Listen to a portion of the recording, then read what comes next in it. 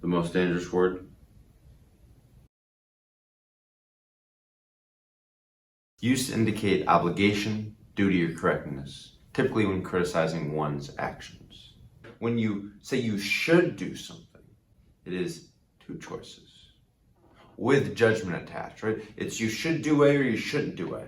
But rather, when you say you could do something, right, it's unlimited choices and no judgment attached, because you could do A, you could do B, you could do C, D, E, F, unlimited.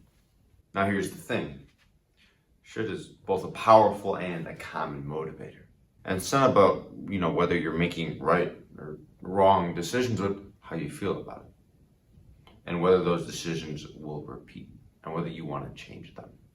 When someone tells you or you tell yourself, you should X, Y, Z, there exists a feeling of entrapment. And you're subject to one's own moral code.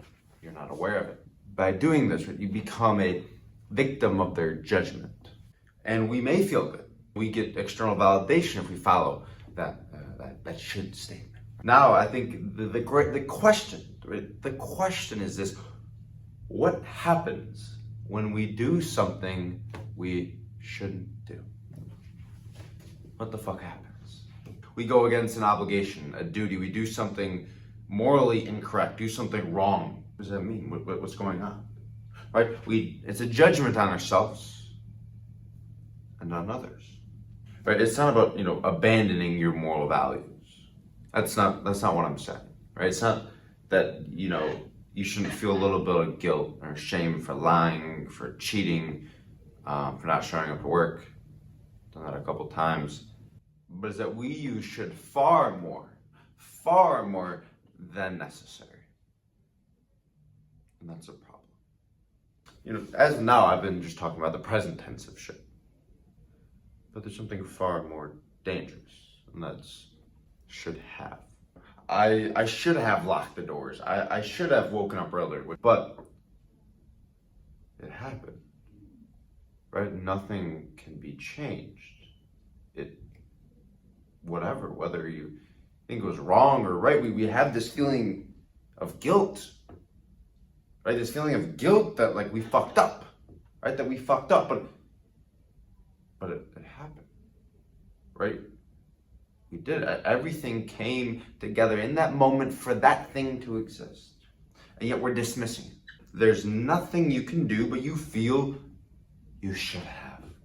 And then, therefore, this is the case. There is a fundamental mismatch between what is, and what we want to be.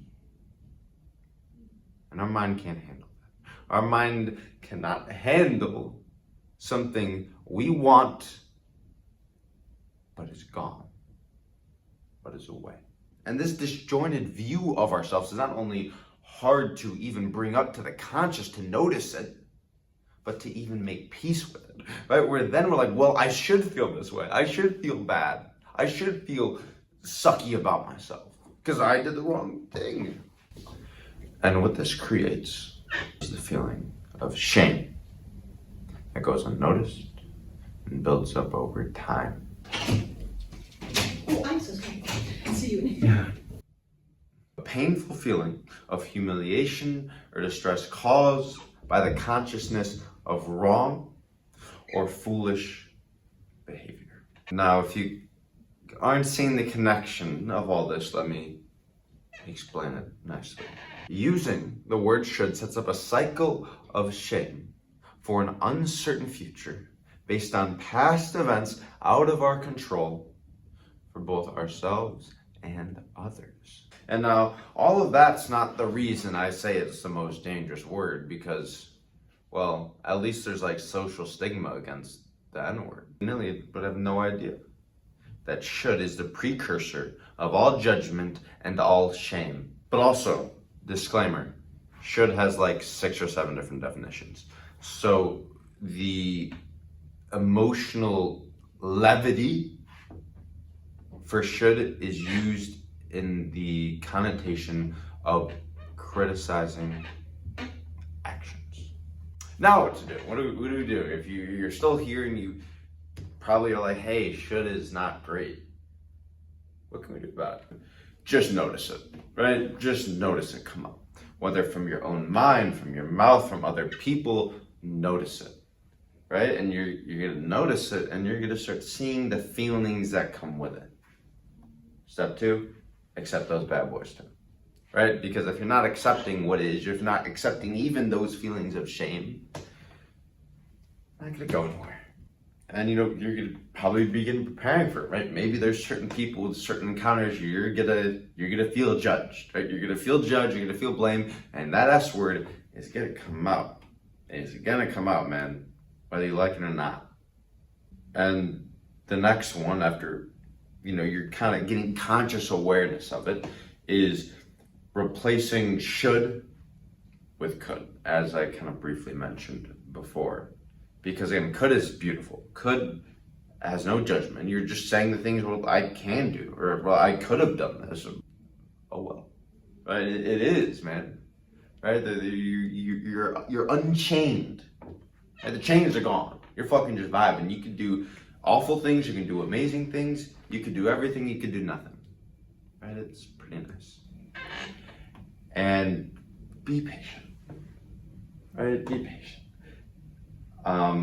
I feel like I kind of started thinking about this like a year or two ago, and I've been like trying to put it in practice every single time I think about shit, every single time I hear it, and it's still like I got a long way to go, right? Because it's just gonna come out. What's amazing is it's gonna come out of your mouth, and you're gonna be like, "Holy shit! I didn't even know I meant that. Right? I didn't even know I just said that." And you're gonna see how often it's used. So be patient with yourself, be patient with others, because this has been ingrained in us. Authoritarian, religious, parental figures that restrict ourselves to a strict moral code, a strict way of being, a way of living, where if we deviate from that, right, it's like we're wrong. It's pluck, dude. It's a lot of shit, man. Oh yeah, try to recognize it, right? Recognize it, accept it, use could, and yeah, this would be a battle for the rest of your life, but fuck it.